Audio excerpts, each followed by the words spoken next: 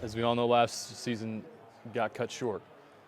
How excited are you to get back healthy and ready to go for this upcoming season, knowing you're the starter at BYU? Yeah, I'm thrilled about it. You know, just as you said, coming into the season as a starter, it's been a different experience, but it's been a fun one, and I'm excited. And it's been a long time coming, right? So I missed 7 games last year, and unfortunately, I had to sit on the sidelines in a knee brace and everything else because of it. And I'm excited to go.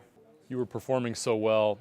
Just can you take us through the devastation and frustration of that moment, knowing that the season was cut short and the work that you had to do to get back? It's a unique challenge, and you know, as hard as it was physically to go through a process of having a tendon reattached to the bone and then getting the range of motion and the strength and everything back, it was probably harder mentally. So I went from starting against Hawaii and then Utah State, and then to nothing. Where I was on the sidelines watching the Oregon State game, had surgery 4 days afterwards, and I watched the Notre Dame game at my house with my knee elevated, and you know it was hard. It was hard that I didn't feel part of the team. You know, the team leaves you, and you're stuck there in a knee brace. So that was probably harder than anything else I experienced as far as physically goes. I think the mental side of things is going to allow me to perform a lot better.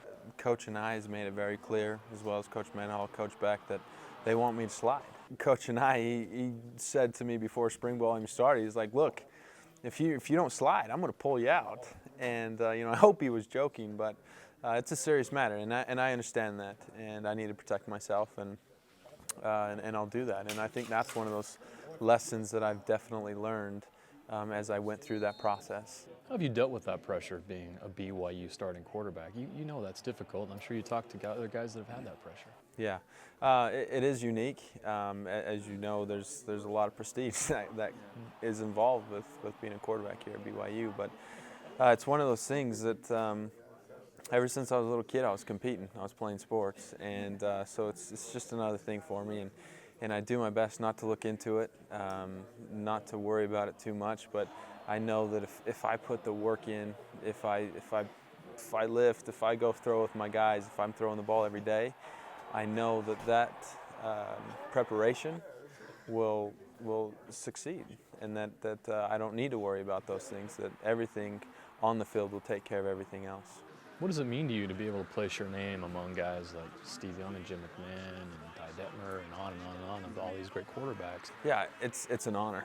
You know, to be a quarterback at BYU is a great honor, and I understand that, and I realize that, and so you know I do the best I can to get out in the community to serve. If I have opportunities to speak at a fireside, then I take advantage of that, and so I do my best to do those things, and with that being said, I realize that it's an honor, and so I make sure I work as hard as I can to live up to it. You're looking at the schedule. What is your reaction to looking at what many consider to be the most difficult schedule in BYU history?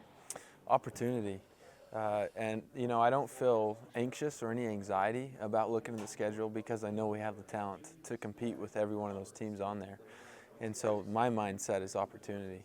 Is we have an opportunity here at BYU to do something that not many people have, and so I'm excited about it. It's made me work that much harder to get my knee where it needs to be, and with the guys and everything else, and I'm looking forward to the experience.